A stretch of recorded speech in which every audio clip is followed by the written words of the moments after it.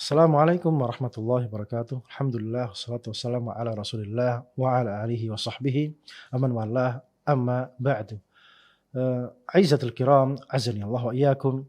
Para pemirsa Al-Furqan TV dimanapun Anda berada, kembali kita berjumpa pada sesi video singkat kali ini terkait dengan pembahasan fatwa-fatwa yang terkait dengan masalah puasa yang disampaikan oleh kibar ulama pada abad ini, yaitu Syekh bin Baz rahimahullah ta'ala. Semoga kita bisa mengambil manfaat yang sebanyak-banyaknya dari ilmu yang telah disampaikan oleh Syekh bin Baz, dan kita bisa mengamalkannya dan menyampaikannya kepada manusia. Masalah berikutnya yang terkait dengan masalah puasa. Ma hukmu isti'mal ma'jun al-asnan wa qatratul udhun wa qatratul anf wa qatratul 'ain lis-sha'im wa idza wujida as-sha'im ta'amahuma fi halqihi famadha yasna'? Apa hukumnya orang puasa pakai pasta gigi, ya, sikat gigi pakai odol. Wa qatratul udhun, ya, pakai obat tetes telinga. Wa qatratul anfi, dan pakai obat tetes hidung. Wa qatratul ain, dan pakai obat tetes mata. Lis-shaim, bagi orang yang berpuasa. Wa idza wajada shaim ta'amahuma, dan orang berpuasa tadi jika dia mendapati rasanya sampai di tenggorokan, ya, sampai di tenggorokan, famadha yasna'? Lantas dia berbuat apa? Harus berbuat apa? Ya, ini insyaallah jelas masalahnya. Jawabannya, tandiful asnan bil ma'jun la yuftir bih shaim kasiwak. Orang yang sikat gigi pakai odol ketika puasa ini tidak membatalkan puasa. Ya, tidak membatalkan puasa. Ini hukumnya sama dengan siwak. Siwak itu gimana? Siwak itu ambil dahan pohon yang masih basah, kemudian dilembutkan ujungnya, kemudian dipakai sikat gigi. Dan itu tentunya ada apa? Ada getahnya, dan getah ini tentunya ada rasanya. Dan itu mau nggak mau akan masuk ke dalam tenggorokan, dan itu ternyata tidak membatalkan puasa dan itu diperbolehkan.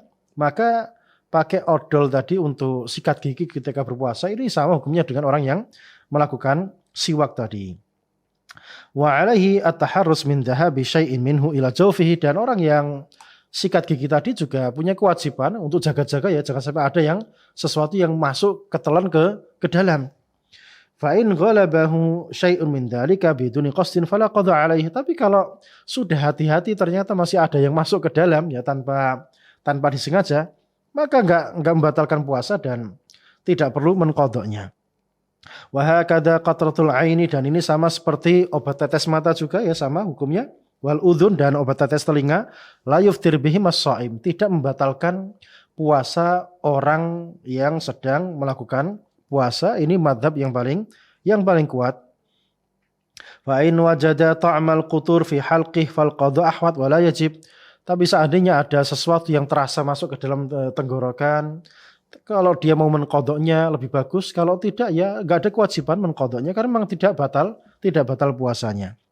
Li'annahuma laisa manfadzain lit-ta'am wasyarab. Memang mata dan telinga ini memang bukan jalur makanan, ya, bukan jalur makanan, sehingga kalau ada sesuatu yang masuk lewat jalur telinga dan mata maka tidak membatalkan puasa.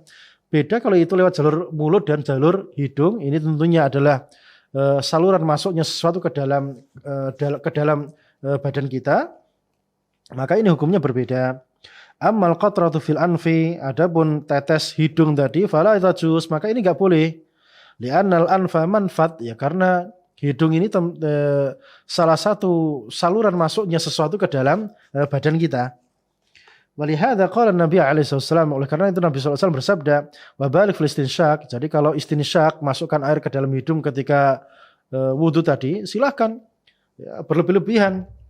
Ilan takuna shaim, maka dalam kondisi berpuasa. Artinya ini bisa membatalkan puasa seseorang. Wa ala man fa'ala dzalikal qada li hadza al hadits, oleh karena itu yang menetesi hidungnya dengan obat tetes tadi, maka dia wajib menqadha puasa pada hari yang lain berdasarkan hadis ini. Baik. Kemudian ini terkait dengan masalah sikat gigi, dah beres ya, sikat gigi, kemudian tetes mata, tetes telinga, itu tidak membatalkan puasa. Adapun tetes hidung ya kemudian masuk ke dalam, tentunya ini membatalkan puasa. Masalah berikutnya, idza hasala lil insan alam fi asnani. Bagaimana jika seseorang itu giginya sakit ya, giginya sakit, wa raja'a tabib, kemudian dia pergi ke dokter, wa amilahu tandif au haswan au khala ahad asnani, kemudian dibersihkan giginya sama si dokter. Kalau dokter membersihkan gigi kan pakai obat ya, pakai obat, ya, kadang berkumur-kumur juga.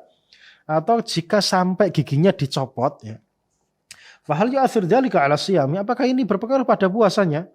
Walau anna tabib a'tahu ibrah li takhdiri sinni, seandainya dokternya tadi juga nyuntik gusi biar tidak sakit ya, dikasih suntik penghilang rasa, apakah itu punya dampak pada puasa kita? Ini jawabannya bagaimana?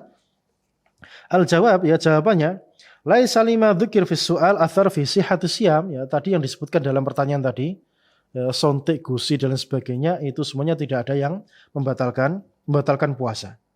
Bal dzalika ma'fun anhu, ini dimaafkan semuanya. Wa 'alaihi an yatahaffadz min ibtila' asy' min ad-dawa' au ad-dam. Tapi orang yang pergi ke dokter gigi tadi ya dia juga serius ya menjaga biar tidak ada yang masuk ke dalam ya, enggak menelan darah yang dari operasi tadi ataupun obat yang di mulutnya tadi, itu dia jaga dari hal tersebut ya. Jadi hukum asalnya orang yang pergi ke dokter gigi tadi, dicabut giginya dan sebagainya, itu tidak, hukum asalnya tidak membatalkan puasa sama sekali. Kemudian masalah berikutnya ya. Ma hukmu man yasum wa huwa tarikun lis-shalah? Apa hukum puasanya orang yang enggak salat? Wa hal siyamuhu sahih? Apakah puasanya sah? Ya. Ini dia enggak mau salat 5 waktu, enggak mau ya. Enggak mau salat 5 waktu terus dia ikut puasa. Ini puasanya sah atau tidak? Ya. Al-jawab ya, jawabannya as-sahih ya. Jadi yang benar, anna tarikas sholati 'amdan yakfur bidzalika kufrun akbar. Orang yang sengaja meninggalkan salat maka dengan itu dia telah kafir akbar, keluar dari agama Islam. Wa bidzalika la yasih shaumuh.